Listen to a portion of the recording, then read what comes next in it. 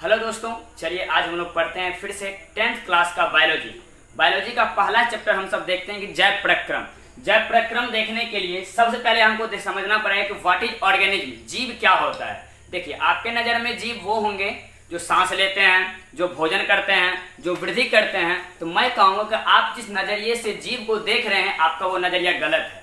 आप कहिए कि सर आप ये भी गलत बोल रहे हैं, कोई जो भी वस्तु है दुनिया में, कोई भी चीज़ अगर वो सांस ले रही है अगर मतलब वो जिंदा है, हम कहेंगे नहीं वो बिल्कुल आप गलत बोल रहे हैं। अगर आपके सामने अगर आप मशीन हर कोई देखे होंगे तो क्या मशीन सांस नहीं लेती है? क्या वो सजीव है? नहीं है।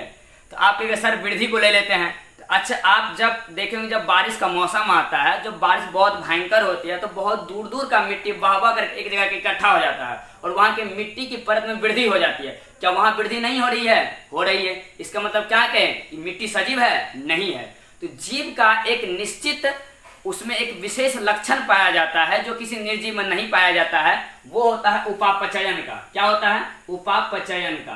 कहने का मतलब ये है कि जीव कोई भी होगा उसके अंदर उपापचयी क्रिया होगा। उपापचयी क्रिया कहने का मतलब है कि उसके शरीर में भोजन का पाचन होगा, उसका शरीर हार्मोन पर रिलेटेड होगा, उसके शरीर के अंदर में परिवहन होगा और वो होगा ब्लड का। तो आप शायद जीव को समझ गए होंगे। चलिए अब आगे बढ़ते हैं जैव प्रक्रम पे। जैव प्रक्रम देखिए, आप सपोज कीजिए कि कोई एक काम ऐसा बताइए जिसके बिना आप जिंदा रह सकते हैं, जो आप दिनचर्या में करते हैं। हम आपको ऑप्शन देते हैं, पहला भोजन करना, दूसरा देते हैं सांस लेना, तीसरा आपको देते हैं अगर आपके शरीर में ब्लड यहां से वहां नहीं जा रहा है, कहने का मतलब परिवहन करना, और चौथा देते हैं आप जो भोजन करते हैं वो जो वेस्ट मटेरियल बचता है उस शरीर से बाहर नहीं निकालना। आप इन चारों चीजों में आपको चूज करना है कि अगर आप कोई एक काम ऐसा है जिसके बिना आप जीवित रह सकते हैं, तो अगर आप उनको नॉक करके कह सकते हैं। तो इसमें ये चार चीज जो शरीर का बेसिक फंडामेंटल बेसिक है, आप ये चारों चीज किसी भी सजीव को जिंदा रखने के लिए बहुत और बहुत जरूरी होता है। अगर ये चार चीज किसी जीव के शरीर में नहीं होगा तो वो जीव मृत घोषित कर दिया जाता है। तो वो बेसिक फंडामेंटल चीजें जो किसी जीव को या किसी सजीव को जिंदा रखने के लिए आवश्यक होता है, उन सभी प्रक्रियाओं को सामूहिक रूप से जैव प्रक्रम बोला जाता है। कहने का मतलब है कि जैव प्रक्रम एक प्रोसेस होता है। क्या होता है? एक प्रोसेस होता है जिससे कोई भी जीव जिंदा रहता है। चलिए, अब जैव प्रक्रम के अंतर्गत आने वाले मुख्यतः चार प्रोसेस होता है। भोजन करना को हम पोषण कहते हैं। क्या कहते हैं? पोषण। और दूसरा आता है सांस लेना को हम श्वसन कहते हैं। और तीसरा आता है परिवहन को हम परिवहनी कहते हैं। और चौथा आता है उत्सर्जन। चलिए अब हम एक एक करके सभी का चर्चा करते हैं। सबसे पहले हम उठाते हैं पोषण को। देखिए, पोषण, आप दिन भर जो कुछ भी भोजन करते हैं या आपको जिंदा रहने के लिए आप कुछ न कुछ भोजन करते हैं, चाहे उस भोजन में आपका साग सब्जी हो सकता है, चाहे जो कुछ भी खाते हैं, मतलब जिंदा रहने के लिए शरीर के अंदर कुछ न कुछ डालते हैं आप, जिससे शरीर को पोषक तत्व मिलता है और आपका शरीर अच्छा से काम कर पाता है। आप सपोज कीजिए कि अगर आप 2 दिन तक भोजन नहीं करेंगे, क्या आप तीसरा दिन अच्छा से काम कर पाएंगे? आपका जवाब होगा नहीं। इस काम अगर आप तीसरे दिन काम नहीं कर पा रहे हैं तो इसके पीछे रीजन क्या हो सकता है? आप सोच के देखिए, तो आपको जवाब मिलेगा आप 3 दिन तक भोजन नहीं किए हैं, इसी शरीर में न्यूट्रिएंट्स नहीं है, आपके शरीर में पोषक तत्व की कमी पड़ गई है और शरीर को काम करने के लिए पोषक तत्व चाहिए। तो पोषण भी एक प्रकार का प्रक्रिया है जिससे शरीर में पोषक तत्व की आपूर्ति होती है। कहने का मतलब है कि पोषण एक प्रक्रिया है जो शरीर में पोषक तत्व को प्रोवाइड करता है और जिसका उपयोग करके शरीर अपने अंदर ऊर्जा का निर्माण करता है और उस ऊर्जा का उपयोग हम काम करने में करते हैं। चलिए, हम शायद आप पोषण को समझ गए होंगे।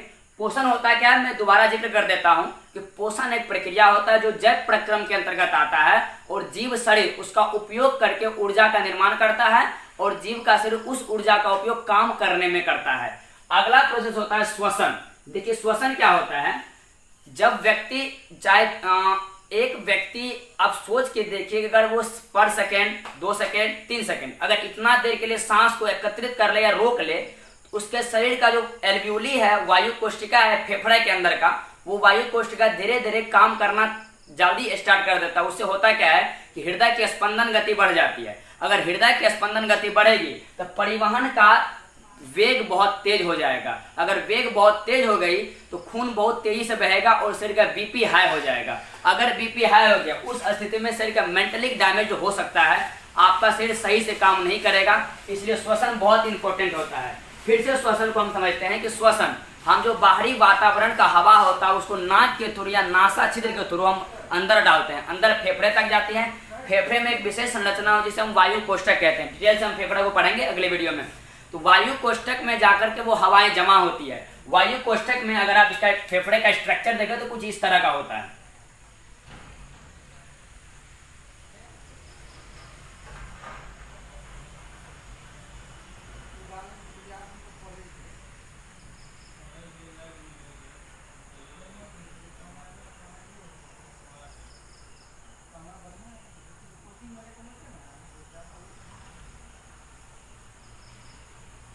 ये हमारा एक फेफड़ा का कार चित्र सिंपली बनाया है।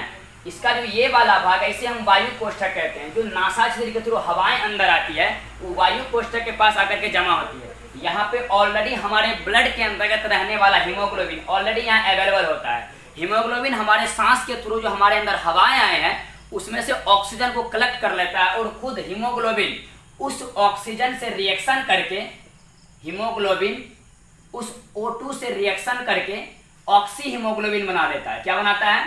ऑक्सी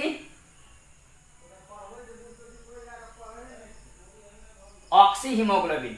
और ये ऑक्सी हीमोग्लोबिन हमारे ब्लड के थ्रू शरीर के विभिन्न प्रकार के सेलों के पास पहुंच जाता है। सेल में आप पढ़े होंगे 9th क्लास में, सेल के अंदर एक विशेष रचना पाई जिसे माइटोकॉन्ड्रिया कहते हैं।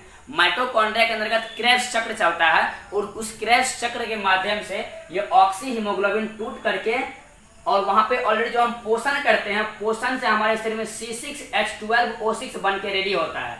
और इस ऑक्सी हीमोग्लोबिन में से सेल के पास जाकर के ये ऑक्सीजन पुनः अलग हो जाता है। ये ऑक्सीजन इस C6H12 से रिएक्शन करके पुनः ऊर्जा हमको प्रदान करता है और इसी ऊर्जा का उपयोग हम काम करने में करते हैं। ये ऊर्जा हमारे शरीर में ATP के रूप में संग्रहित रहता है। ATP बोले तो एडिनोसिन ट्राइफॉस्फेट। ये ATP के रूप में संग्रहित रहता है। कहने का मतलब है कि आपके पास पैसा ज्यादा है तो आप किसी एक जगह स्टोर करके रखेंगे तो वही होता है कि जब शरीर में ऊर्जा बन के तैयार हो जाता है तो एक स्टोर करने का जगह है ATP, वहां पे शरीर ऊर्जा को स्टोर करके रख लेता है। समझ में आ गया होगा। अगला हमारा है ये ऊर्जा का निर्माण करते समय माइटोकॉन्ड्रिया में होता क्या है कि कुछ अपशिष्ट भी बनता है जिसे हम CO2 कहते हैं। पुनः ये CO2 हीमोग्लोबिन जो यहाँ बचा हुआ तो उस हीमोग्लोबिन से रिएक्शन करके कार्बोक्सी हीमोग्लोबिन बनाता है। क्या बनाता है? Carboxy haemoglobin. अब ये पुनः कार्बोक्सी हीमोग्लोबिन हमारे ब्लड के थ्रू हमारे फेफड़ा तक आएगी और फेफड़ा में पुनः ये कार्बन डाइऑक्साइड हीमोग्लोबिन में अलग हो जाएगा और इसी कार्बन डाइऑक्साइड को हम बाहर फिर ऑक्सीजन को छोड़ने को या सांस जब छोड़ते हैं उस स्थिति में इसको हम बाहर कर देते हैं कार्बन डाइऑक्साइड को। इस तरह हमारा श्वसन की प्रक्रिया पूरी तरह से कंप्लीट हो जाती है। अगला होता है परिवहन का। अब ये ऊर्जा जो होता है इस ऊर्जा को काम करने में हमको उपयोग करना है।